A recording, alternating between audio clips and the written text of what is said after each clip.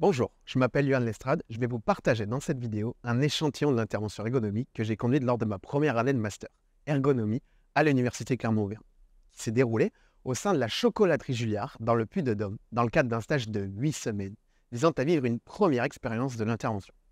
La demande de cette structure visait à prévenir une problématique d'exposition de ces chocolatiers aux particules fines de cacao.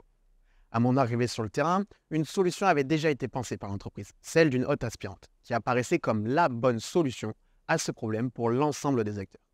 Mon premier réflexe a donc été de me dire, mais à quel problème de travail répondait précisément cette solution? Et pour ce faire, je me suis vite dirigé vers le poste d'époussetage, qui est le poste de ce laboratoire le plus émetteur de poussière de cacao dans l'air. Sur ce poste, les chocolatiers réalisent un chocolat spécifique, la pierre des volcans, qui est un praliné enrobé de poudre de cacao.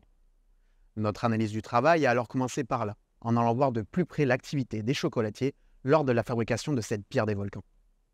À partir de nos observations filmées, les chocolatiers ont participé à l'analyse avec moi de leur travail. Nous allons en voir un extrait à présent.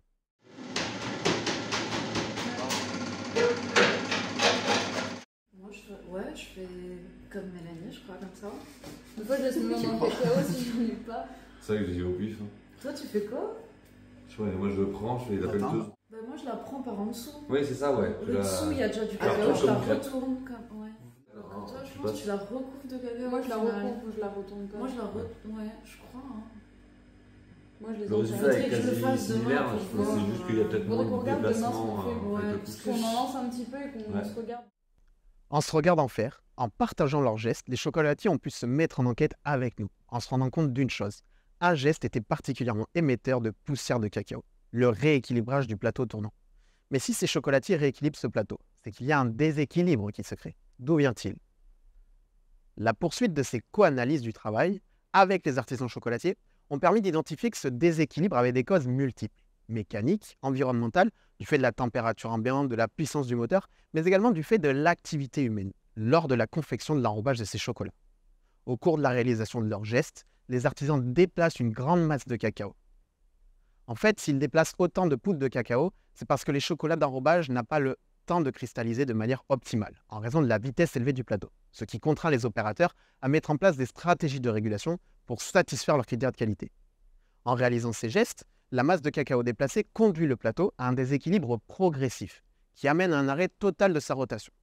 Pour contrer ce déséquilibre, les artisans n'ont alors pas d'autre choix que de repousser la poudre de cacao vers l'extérieur du plateau, ce qui génère une importante mise en suspension de particules fines.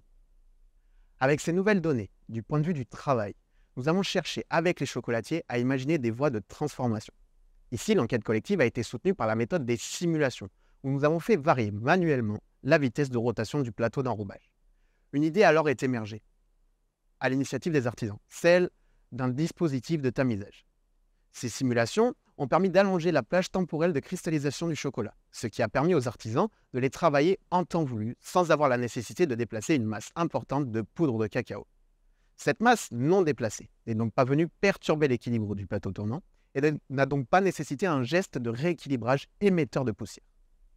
Je voulais montrer, à travers cette vidéo, comment mon intervention a permis de mettre un collectif de chocolatiers en mouvement et en enquête sur une problématique d'exposition aux particules fines.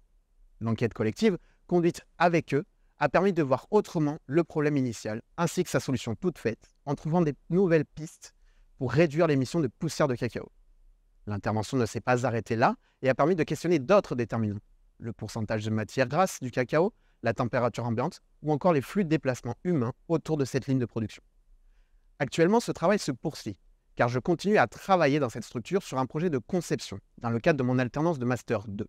La dynamique d'enquête initiée lors de mon Master 1, mais très utile pour travailler avec les artisans chocolatiers aujourd'hui sur cette intervention de plus grande ampleur. Pour terminer, j'adresse mes remerciements à l'entreprise Julliard, et plus particulièrement aux artisans chocolatiers ainsi qu'à M. Julliard, directeur, pour sa confiance tout au long de l'intervention. Je remercie également toute l'équipe pédagogique du Master de Clermont, et tout particulièrement Damien Cromer, mon tuteur, pour le suivi et l'accompagnement de cette intervention. Merci pour votre écoute.